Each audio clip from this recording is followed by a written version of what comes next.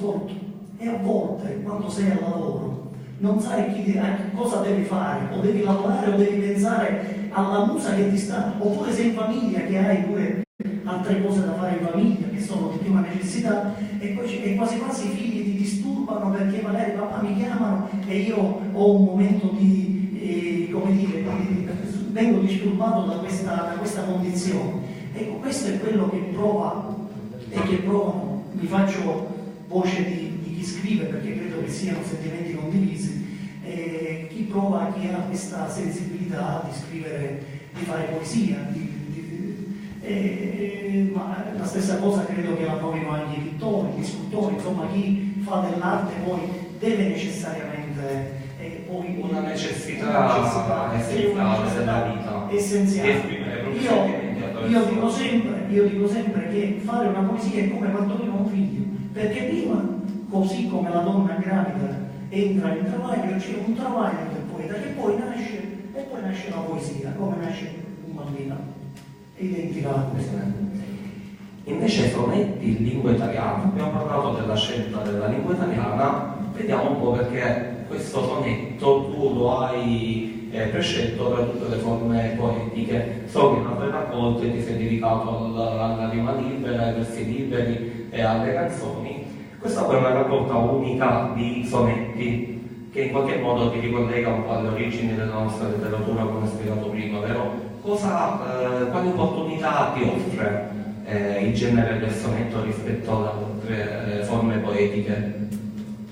Ho cominciato, come tanti altri, a scrivere poesie lunghissime. Le mie poesie giovanili erano poemi. Poi piano piano, quando mi sono affacciato al mondo della poesia, grazie ad alcuni amici, ma ne voglio citare uno su tutti, che mi ha spalancato le porte di Buseto Palezzolo, che è il mio amico Alberto Crescenti, che è qui e che voglio dedicare un applauso. Al quale aggiungo è dedicato anche un sonetto all'interno della raccolta, lo dobbiamo dire. Magari ne parlerò dopo. Voglio dire grazie ad Alberto Crescenti perché è stato quella persona che ha, come dire, mi ha accompagnato nei miei primi passi, ha un po' accompagnato tutto il percorso, diciamo, di quando io ero un poeta infante, e lui mi ha un po' aperto la strada. Poi quando ho aperto le ali mi ha detto vai, adesso puoi andare da solo, e così è stato. Io non finirò mai di ringraziarlo. Però a parte questa parentesi, quando poi dopo Alberto Crescenti conobbi pure Vito Lumia, che mi dispiace non è tra il pubblico, un altro poeta di grande spessore, Vito Lumia io gli feci vedere, leggere le mie poesie. Vito Lumia, quando poi ci siamo rivisti, mi dice la sto facendo, ma se ti vuoi consacrare poeta devi riuscire a fare il sonetto, che io ancora a quell'epoca non facevo. A questo punto, siccome mi piacciono le sfide, dico, eppure questo sonetto lo voglio sperimentare. Che cosa mi voleva dire Vito Lumia? Nel senso che le tue poesie sono belle, perché sono musicali, hanno pure un buon contenuto, sono magari lunghe, perché facevo poesie di 28-32 versi. Vito Lumia cosa mi voleva dire? Un concetto basilare. Dice, se tu sei veramente di talento, puoi riuscire a dire ciò che vuoi dire in 14 versi, anziché in 32, e la cosa è un po' diversa. Quindi il concetto di base è questo. Siccome, ripeto, mi piacciono le sfide, ho cominciato ad assaporare il sonetto, ho cominciato a leggere poeti anche classici che hanno fatto i sonetti. Mi sono talmente appassionato al sonetto che per me oggi è l'unica forma di poesia che io prediligo, il sonetto, perché lo reputo una forma poetica non invasiva. Cioè, a volte mi capita di leggere poesie, quanti libri mi regalano gli amici, poesie lunghissime, che a volte sono belle, però in una poesia lunga, a volte capita pure di trovare anche delle banalità, dei momenti dove la poesia non ti rende per come magari è iniziata, magari poi finisce meglio di come è iniziata, ma ci sono sempre questi alti e bassi. Il sonetto invece è un concentrato, o tu dici tutto lì, in quella perfezione, se scrivi in rima, metrica, in sillabi, che tu che tu sai, oppure almeno questo è come quello che diciamo la strada che io ho cominciato a percorrere, oppure non fai altro. Ecco, da lì nasce il sonetto. E poi, come dicevamo prima, il sonetto permette di concentrarsi sulle figure fonetiche, su alcuni simboli, su alcuni suoni, sui giochi consonantici. Questo mi sembra che tu lo vuoi tanto. A proposito di suoni, ritmi, sillabe e accenti, sempre tramite Alberto Crescetti, quando mi affacciavo al mondo della poesia e Alberto mi ha aperto un po' la porta per spiegarmi un po' delle cose. Quando mi parlò di metrica, io gli presentai le mie poesie e chi sto cominciava a puntare. 1, 2, 3, 4, 5, 6, 7. Che fa? La poesia è matematica. Io nel di matematica ero sempre scecco, e a lui 1, 2, 3, 4, 5. Poi mi ha spiegato che tu dici le poesie non sono in endecasillabo perfetto, anche se nella tua indole, mi ha spiegato, ce l'hai quasi incarnato, perché molto spesso escono dei versi che sono già degli endecasillabi senza che tu però lo sai. Io li uscivo quasi tutti, non tutti in endecasillabi, infatti lui dice no, chi sono dereci? E dereci ne manca una, proviamo a fare, ce l'abbiamo a aggiungere. E allora il lavoro era proprio da collocare le parole, utilizzare le preposizioni in modo tale da... E quindi quando poi io feci un verso che mi ricordo ancora a memoria, che faceva così, 40, allora erano 105, su 105 anni che passarono, fece perfetto, non c'è bisogno di me ricevere, su 35 anni che passarono, gli accenti cadono perfetti e un endecasillabo perfetto e lì ho superato l'esame. Da questo momento in poi mi sono talmente appassionato alla metrica, non solo alla rima che già avevo di per me di natura, ma alla metrica che l'ho studiata, l'ho fatto mia col tempo, ovviamente sempre il confronto con altri poeti mi ha sempre aiutato a crescere. Io amo confrontarmi e se è il caso e se è necessario amo pure fare un passo indietro, perché non mi vergogno a fare passi indietro laddove c'è da fare un passo indietro. Questo è una cosa che io ci tengo a dire perché sono fatto così. Proprio passo indietro, mi vengono in mente tutti quei sonetti in cui tu fai un passo indietro riguardo alla tua vita, alla tua storia, ai tuoi ricordi. Non sempre mi sembra i ricordi ti rendono lieto, quelli che rimandano alla fanciullezza, agli anni della tua giovinezza, rimandano un po' alla spensieratezza dell'età, però talvolta ricordi il passato con tristezza, così come hai difficoltà a immaginare il futuro tuo, della tua famiglia, dei tuoi figli. Quindi il rapporto con il tempo, anche con il tempo presente, non è sempre lieto, però. Marco Scalabrino, che ringrazio, proprio sul discorso tempo, ha dedicato quasi tutta la prefazione di Pere senza tempo che ha scritto per quella pubblicazione che fece qualche anno fa. Sì, l'aspetto tempo, hai detto bene, i ricordi dell'infanzia, chi non ha ricordi, i ricordi dell'infanzia sono sempre qualcosa di nostro, fanno parte del nostro bagaglio personale e comunque sono sempre delle perle da portare dietro, però ovviamente sarà la crisi del quarantenne ormai avanzato, più vai avanti, più ti guardi indietro e vedi che c'è molta più distanza. E quindi la paura di questo tempo che corre così spavaldo, che corre così prorompente, la paura di non riuscire in questa vita a fare tutto quello che vorresti fare, che vorresti lasciare, questo mi fa paura, è questo quello che le mie incertezze, ecco, che manifesto diciamo, in qualche poesia, questa incertezza, perché vedo che questo tempo velocemente, senza permetterci di riflettere accuratamente. Appunto la sensazione come se questo tempo non mi dia più tempo. E quindi di tanto in tanto ti trasformi in un gabbiano che sorvola questa città e guarda con un occhio particolare un po' ciò che ci succede, che succede alla città. è una immagine metaforica dove un po' il poeta, affacciandosi sulle mura di Tramontana, ammirando un paesaggio bellissimo, solitamente sono dei tramonti, un po' si paragona al gabbiano, che ha una possibilità che agli uomini non viene data, vero? Ti corrisponde un po' questa descrizione dell'anima del poeta che corrisponde al gabbiano? Il gabbiano l'ho citato pure in una silloge precedente dal titolo Spighi, solo che essendo lingua siciliana l'ho chiamato Aipa.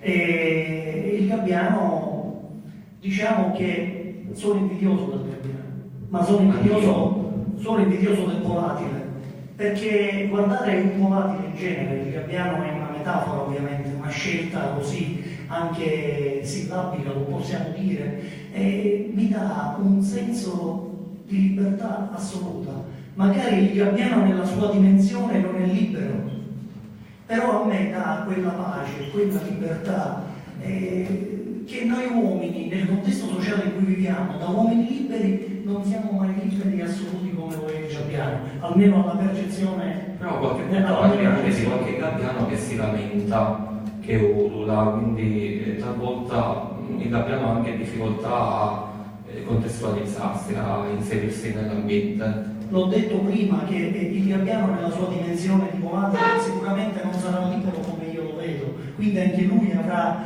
i suoi momenti tristi come ce li abbiamo noi, però mi dà quel senso, quell'apertura all'aria, mi dà quel senso, quel volo così, quel gioco nel cielo, mi dà quel senso di libertà assoluta, cosa che invece da uomo libero nel contesto società non sono libero, non mi sento libero, perché questa società ci mette davanti sempre compromessi, giornalmente, sfido chiunque a dire il contrario, ma è così. Da qui emerge anche l'aspetto della riflessione che dicevamo prima, partendo da un viaggio, da un incontro, da un'occasione, da un momento vissuto nella quotidianità, tu poi trovi sempre l'occasione giusta per fare una meditazione profonda. E infatti un po' tutti i sonetti vengono divisi in due parti, le due dedicate al momento descrittivo e poi il momento della meditazione. È voluto ovviamente questo. Sì, in alcuni casi è voluto una scelta stilistica, in altri casi è dettato dall'ispirazione.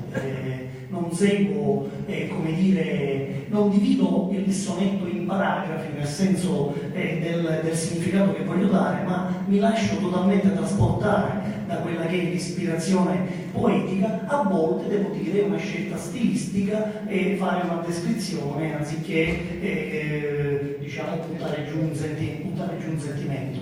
Per quanto riguarda il discorso dei sentimenti, insomma, i vari settori, i vari argomenti che io tratto in questo libro, e in maniera particolare l'amore, voglio sottolineare che veramente chi ha la possibilità di leggerlo, in questo libro c'è tanto amore, è stato detto anche da Pasquale, amore per la famiglia, amore per mia moglie, amore per i figli, c'è amore per la mia terra, ma c'è amore anche per il sentimento d'amicizia che io rispetto con la R maiuscola. Ci sono in questo libro, chi avrà la possibilità di leggerlo, ci sono alcune dediche importanti ad amici che da sempre hanno scandito quelli che sono stati i miei momenti nel mio percorso di vita, a partire da Massimiliano Galuppo. C'è una dedica a Massimiliano Galuppo che tutti gli amici insomma, che sono qui possono notare che lui è sempre presente al mio fianco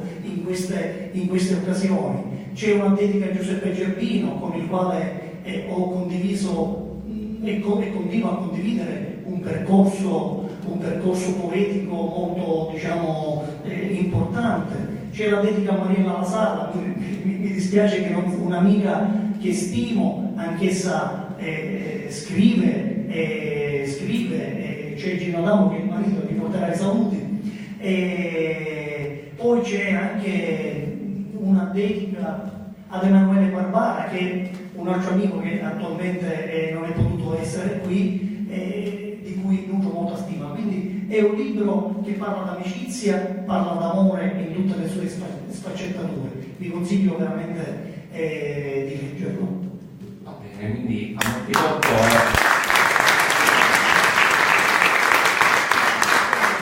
è insomma un inno alla vita e alle mille sfaccettature dell'amore. Ringraziamo ovviamente Nino per averci dato un'ennesima raccolta di bei sonetti e di belle poesie. Ora leggiamo un altro sonetto.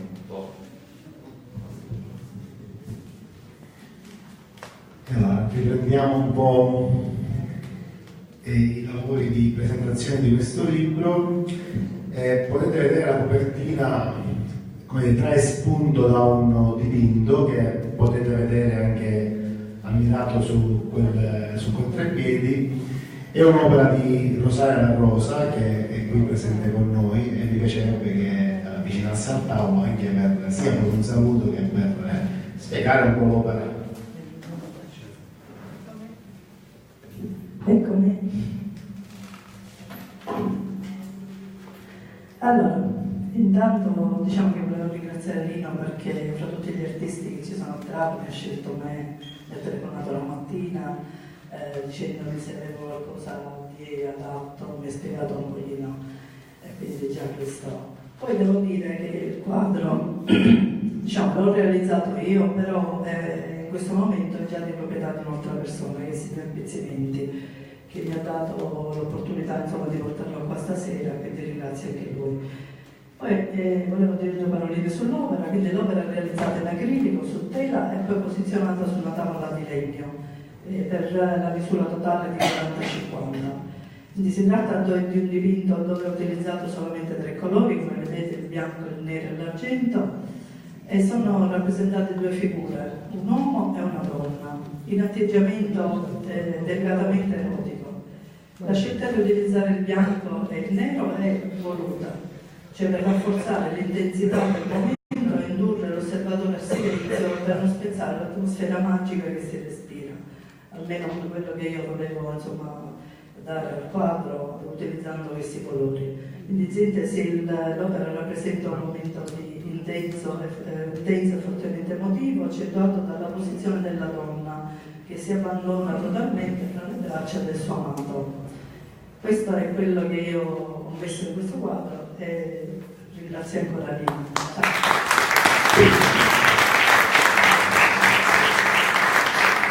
Grazie a Rosaria La Rosa, peraltro un artista locale, ha una bella galleria d'arte e l'Urlo di Rosaria che insomma, vi invito anche a visitare.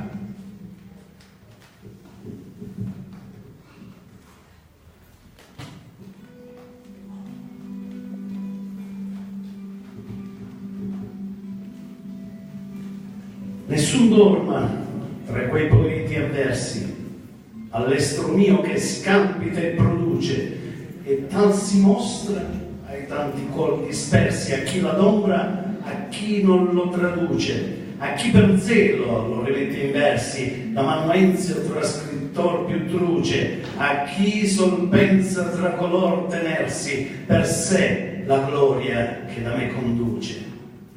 Allora, restate in veglia voi meschini, che bisbigliate con maligno intento, perch'io son qui, da qui non salperò. O poveri che siete ancor piccini,